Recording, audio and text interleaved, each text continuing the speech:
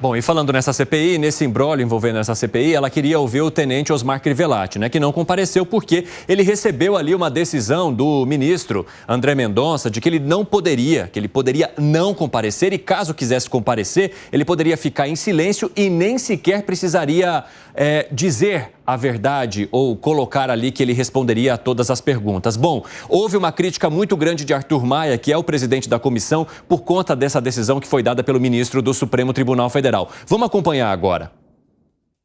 O que não é razoável é nós estarmos aqui fazendo esse papel. Senadores e deputados se reúnem, eleitos pelo povo brasileiro, não tem ninguém aqui que chegou aqui por mandato biônico, todo mundo que está aqui tem voto, chegou aqui porque teve o voto popular, se elegem, chegam aqui no Congresso Nacional, constituem uma comissão parlamentar de inquérito para fazer uma investigação na forma que está na Constituição. Essa Constituição tem poderes objetivos, claros, definidos no corpo da Constituição. E um ministro, com a decisão monocrática, acima de tudo e de todos, simplesmente obstaculariza o trabalho dessa CPI. Osmar Crivellati, ex-assessor de Jair Bolsonaro, que é investigado no âmbito das joias. Houve uma crítica também dela, da senadora Elisiane Gama, que está sendo alvo agora da oposição por conta dessas supostas mensagens que foram trocadas para indicar para G. Dias o que ele deveria responder ali na comissão. Investigação que vai entrar em andamento. Vamos colocar então essa manifestação da senadora Elisiane Gama sobre essa decisão do ministro André Mendonça. Liminares recentes de ministros do STF que desobrigam ida de depoentes à CPMI, ferem de morte o terceiro capítulo do artigo 58 da Constituição Federal, quando nos retiram poderes próprios de investigação de autoridade judicial, lamentáveis decisões e indevida interferência de poder sobre o outro. Alan Gani, houve crítica do Arthur Maia, que é presidente da comissão, e também da senadora Elisiane Gama, sobre Osmar Crivellati não comparecer justamente para falar sobre joias. Olha que interessante, né? Como a crítica é seletiva. Eles resolvem criticar uma decisão do Supremo quando interessa. É claro que o Supremo ele não tem que se meter em assunto de CPI, eu sou contra isso. Agora, a pergunta que eu faço, e aí a minha crítica, com todo respeito ao nobre deputado e à nobre senadora, me respondam, por favor, o que joia, supostamente venda de joia, tem a ver com o ato do dia 8 de janeiro, interrogação? Piperno, você quer responder essa pergunta do Gani, embora não tenha sido feito diretamente para você? Alguns desses personagens, eles têm, digamos, uma participação transversal nesses eventos. Eles estão em tudo. Por exemplo, o Coronel Cid. Então, ele é investigado por esse combo todo.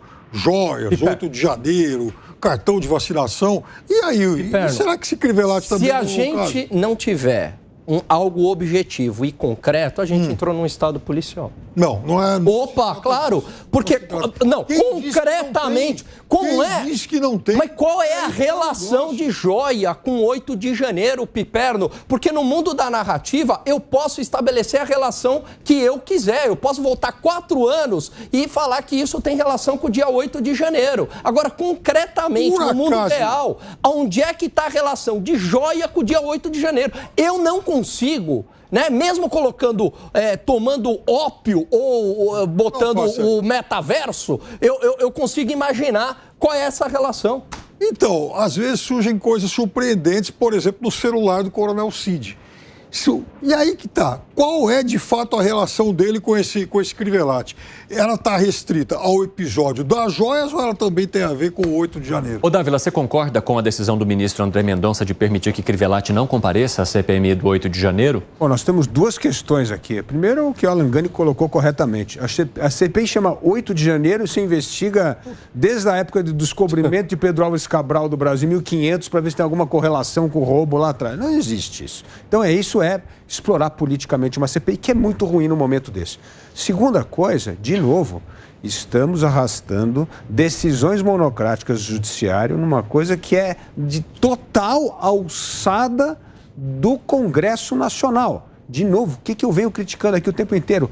Está em crise o Estado de Direito no Brasil. Esse é mais um sintoma de interferência indevida de um poder no outro com uma decisão monocrática.